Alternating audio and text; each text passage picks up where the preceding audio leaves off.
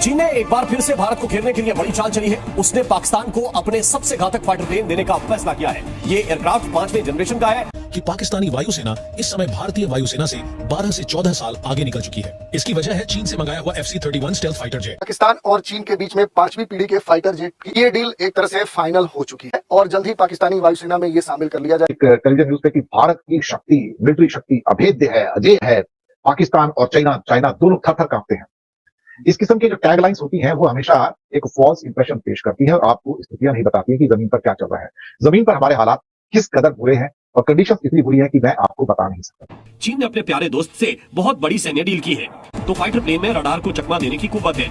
हवा से हवा और हवा से जमीन में मार करने वाली मिसाइलों से लैस है। चीन ने पाकिस्तान को J-35A फाइटर जेट देकर भारत को घेरने की कोशिश की है। चीन ने एक बार फिर से भारत को घेरने के लिए बड़ी चाल चली है। उसने पाकिस्तान को अपने सबसे घातक फाइटर प्लेन देने का फैसला किया है। ये एयरक्राफ्ट 5वें जनरेशन का है और इसकी तुलना अमेरिका के F-35 से की जाती है।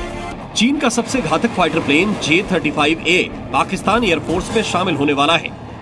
चीन ने अपने प्यारे दोस्त से बहुत बड़ी सैन्य डील की है। इस डील की अहमियत का अंदाजा इसी से लगाइए कि J-35A की तुलना अमेरिका के F-35 एयरक्राफ्ट से होती है। वो कई मामलों में दुनिया में बेजोड़ है।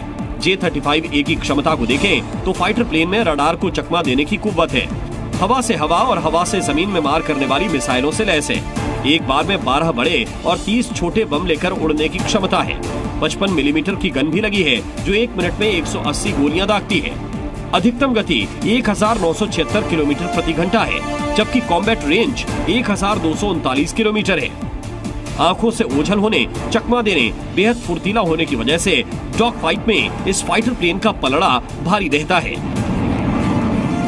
चीन ने पाकिस्तान को J-35A फाइटर जेट देकर भारत को घेरने की कोशिश की है। कोई शक नहीं कि इस फाइटर जेट के शामिल होते ही पाकिस्तानी वायुसेना की एयर सुपीरियरिटी बढ़ जाएगी। हालांकि भारत का राफेल, सुखोई और जगुआर चीन की इस साजिश को मुंहतोड़ जवाब देने के लिए तैयार हैं। पाकिस्तानी एयरफोर्स के पूर्व एयर कोमोडोर जिया उल हक शम्सी ने कहा है कि पाकिस्तानी वायुसेना इस समय भारतीय वायुसेना से 12 से 14 साल आगे निकल चुकी है। इसकी वजह है चीन से मंगाया हुआ FC-31 स्टेल्थ फाइटर जेट, जबकि भारत के पास अभी एक भी स्टेल्थ फाइटर जेट नहीं है। आइए समझते हैं इस बयान के मायने। ये है चीन का पाकिस्तान को दिया गया FC-31 स्टेल्थ फाइटर, जिसे लेकर एयर कोमोडोर शेखी बघारी ने गर्व से इसकी प्रशंसा की है। पाकिस्तानी एयरफोर्स बेहद तेजी से अपनी फ्लीट को आधुनिक कर रही है। चीन से लगातार नए फाइटर जेट्स खरीद रही है। इस बीच पाकिस्तान एयरफोर्स यानी पाकिस्तानी एयरफोर्स के पूर्व एयर कोमोडोर जिया उल हक शम्सी का बयान आया है कि पाकिस्तानी वायुसेना इस समय भारतीय वायुसेना से 12 से 14 साल आगे निकल चुकी है। एयर कोमोडोर जिया उल हक ने कहा कि इसकी वजह है चीन से खरीदा गया FC-31 स्टेल्थ फाइटर जेट, जिसे J-31 के नाम से भी जाना जाता है। पाकिस्तान के पास 5वीं पीढ़ी का फाइटर जेट है, जबकि भारत के पास ऐसा एक भी फाइटर जेट नहीं है। ये चीन का मल्टी रोल स्टेल्थ फाइटर है जो भारत को परेशान कर सकता है। पाकिस्तान ने चीन से कितने J-31 फाइटर जेट खरीदे हैं इसका खुलासा तो नहीं किया गया है, लेकिन एक बात तो यह है कि भारत के पास फिलहाल स्टेल्थ फाइटर जेट तो छोड़िए, 5वीं पीढ़ी का फाइटर जेट भी नहीं है। चीन से लिए फाइटर जेट के सहारे पाकिस्तान भारतीय वायुसेना के लिए चुनौती बन सकता है। हाल ही में एक बड़ी न्यूज आ रही है। ये जो न्यूज है ये भारत के पड़ोसी देश पाकिस्तान से आ रही है। ये न्यूज जो है ये काफी महत्वपूर्ण है, क्योंकि ये कहा जा रहा है कि अब पाकिस्तान 1-2 वर्ष नहीं बल्कि भारत से 14 वर्ष आगे निकल जाएगा। अब किस क्षेत्र की बात हो रही है, किस क्षेत्र में पाकिस्तान भारत से आगे निकल जाएगा? आखिर ऐसा वहां पर कौन सी तकनीकी प्रगति हो गई, आर्थिक प्रगति हो गई, सांस्कृतिक प्रगति हो गई, या इस तरह के किस क्षेत्र में प्रगति हो गई जिसके कारण से पाकिस्तान इस तरह की ठेठी बगा रहा है, या उसके कोई मदद कर रहा है? ये सारे बिंदु होंगे जिन पर हम चर्चा करने वाले हैं। न्यूज है पाकिस्तान और चीन के बीच में 5वीं पीढ़ी के फाइटर जेट की खरीद को लेकर बातचीत चल रही है। एक डील दोनों देशों के बीच में हो रही है और ये कहा जा रहा है कि ये डील एक तरह से फाइनल हो चुकी है। इंडियन एयरफोर्स के चीफ जो है उन्होंने कुछ बात कही थी कि हमारी जो हालात है SMS स्क्वाड्रन की संख्या जो है 1965 से भी नीचे चली गई है। उस पर हो सकता है कि उन्हें काफी डांट भी पड़ी हो। कल भी मैंने एक ऐसी खबर देखी एक टेलीविजन न्यूज पे कि भारत की शक्ति, मिलिट्री शक्ति अभेद्य है, अजय है। पाकिस्तान और चाइना दोनों थर-थर कांपते हैं। इस किस्म की जो टैगलाइंस होती हैं वो हमेशा एक फॉल्स इंप्रेशन पेश करती है और आपको स्थितियां नहीं बताती है कि जमीन पर क्या चल रहा है। जमीन पर हमारे हालात किस कदर बुरे हैं और कंडीशन इतनी बुरी है कि मैं आपको बता नहीं सकता। हमारी डिफेंस फोर्सेस ट्रिपल की हो गई है। आप वो सारी अनाउंसमेंट मत के जाइए कि भारत ने 80,000 करोड़ के ड्रोन और 2 न्यूक्लियर सबमरीन खरीद लिया। भैया खरीदी वर्दी कुछ नहीं है। दोनों न्यूक्लियर सबमरीन आपकी आएंगी आज से 20 साल के बाद, जो बनेंगी 25 साल के बाद आएंगी। आज से पहले नहीं आने वाली है। दुनिया समझ रही कि वो आ गई है और चीन थर-थर कांप रहा है। भैया चीन के पास ऑलरेडी 11-12 न्यूक्लियर सबमरीन हैं, तो हम मुकाबला किससे कर रहे हैं? वो कहते हैं पाकिस्तान के पास कुछ नहीं है, लेकिन पाकिस्तान को मिलने जा रही है, चाइना देने जा रहा है। तो सिर्फ एयरफोर्स ही नहीं, नेवी और आर्मी को भी ट्रिपल कर दिया गया है और अग्निवीर के साथ तो फौज की पूरी खत्म कर दी गई है। तो शॉर्टेज ऑफ 2 लाख की हमारी आर्मी के अंदर फौजों की है।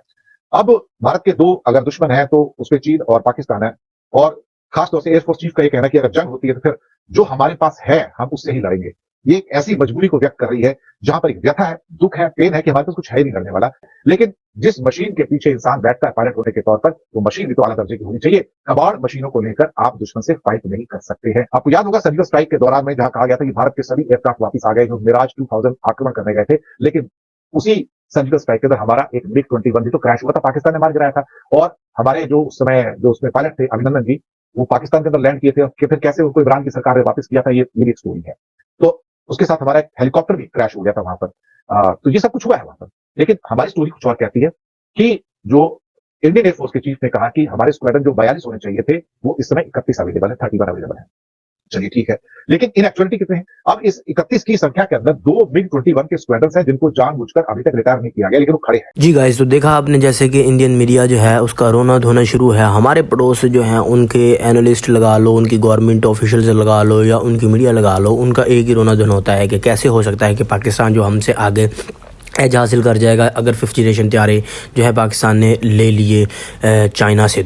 तो ये डील जो है वो इंशाल्लाह हकीकी होगी और साबित होगी। और ये है कि भाई पाकिस्तान जो है पहले भी एज था पाकिस्तान ने एयरफोर्स को, अब भी पाकिस्तान एयरफोर्स इस पे एज हासिल कर लेगी इंडिया पे।